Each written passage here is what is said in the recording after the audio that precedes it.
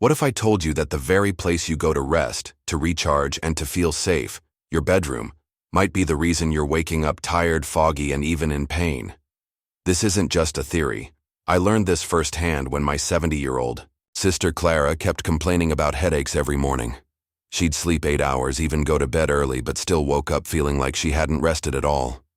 We blamed it on stress, then her diet, then her blood pressure meds. But none of those were the real issue. It wasn't until we looked around her bedroom that we discovered the truth. Small, seemingly harmless things were quietly sabotaging her sleep, her breathing, and her energy levels. And once we fixed them, it was like she woke up in a new body. At 72 myself, I've come to believe our bedrooms should be sacred. They should heal us, not harm us. But the older we get, the more sensitive our bodies become. To light, air quality, clutter, and even memories tied to physical objects. So today, I'm sharing 5 things that older adults should never keep in the bedroom. I'm talking about hidden dangers that might be affecting your health without you even realizing it. And number 5? It completely floored me because over 80% of seniors are doing it every night. Stick with me, because this might just change how you sleep for the rest of your life. 1. Phones in bed, the silent sleep thief. Now let's start with the one we all do, even when we know we shouldn't. I'm talking about our phones. I'll admit it. Every night, like clockwork, I'd crawl into bed and pick up my phone for a quick peek. Weather check, email, maybe a game of solitaire. Then somehow I'd end up scrolling through dog rescue videos or watching some fella in Nebraska deep fry a turkey in his driveway. Before I knew it, 45 minutes had passed. But here's the part that matters. That little screen isn't just wasting our time, it's actively working against our sleep. Why? Because of something called blue light. That glow your phone gives off? It tells your brain that it's daytime, even when it's pitch black outside. My doctor explained it to me like this. Tom, blue light suppresses melatonin, the hormone that helps you sleep, and after 65, your melatonin levels are already naturally lower. So we're working with less to begin with, and then sabotaging it even more. But that's not all.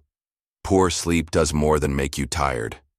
It messes with memory, increases fall risk, even raises blood pressure. My friend Frank, who's 74, was waking up every night and thought it was just part of aging. His cardiologist disagreed.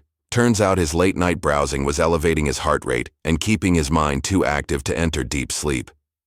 And if you're like me, you might have said, but what if the kids need to reach me in an emergency? That's a fair concern. Here's what I did, and it changed everything. I set my phone to Do Not Disturb, but made exceptions for family. I bought a basic alarm clock with big numbers I could actually read. I started reading physical books again at night, 20 minutes max, nothing too exciting, just enough to relax my mind. And guess what? Within a week, I was falling asleep faster, waking up clearer, and even my arthritis flare-ups were less severe in the morning. Try this. Put your phone across the room tonight, or better yet, out of the bedroom entirely. Give yourself a 7-day challenge. You might be surprised how good you feel by next weekend. 2. Artificial scents, the hidden irritants. Scent is powerful, isn't it? A whiff of cinnamon can take me straight back to my mother's kitchen and my late wife Doris. She loved her lilac candles in the springtime. I still miss that smell.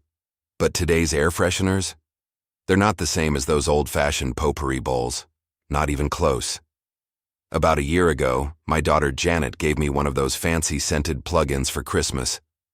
Pine Breeze, or something like that. Said it would freshen up my bedroom. Freshen up is not what happened.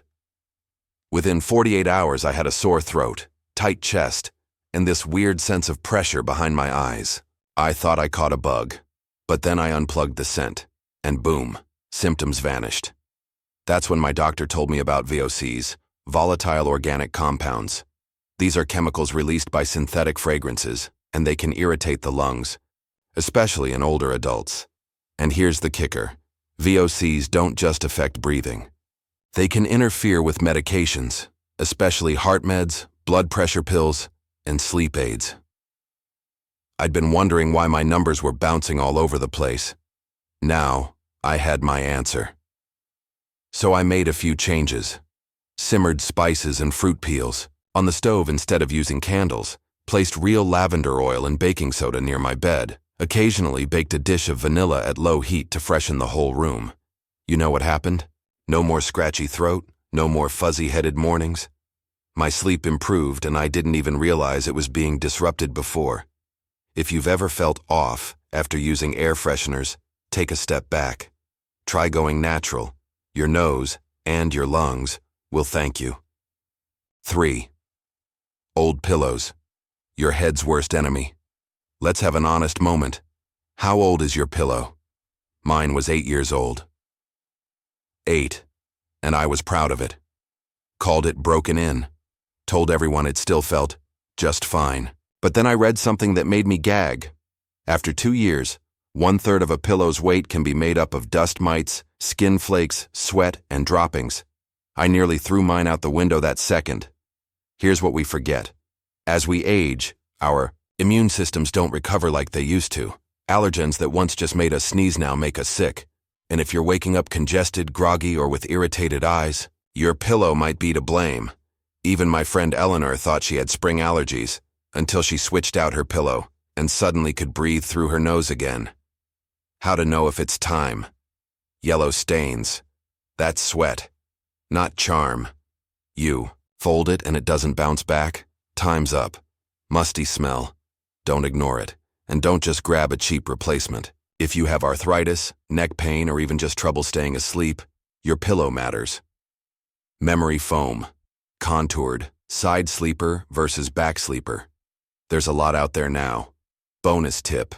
Medicare might cover a therapeutic pillow if it's tied to a diagnosed condition. Ask your doctor. Tonight, inspect your pillow like a detective. If it fails the test, replace it.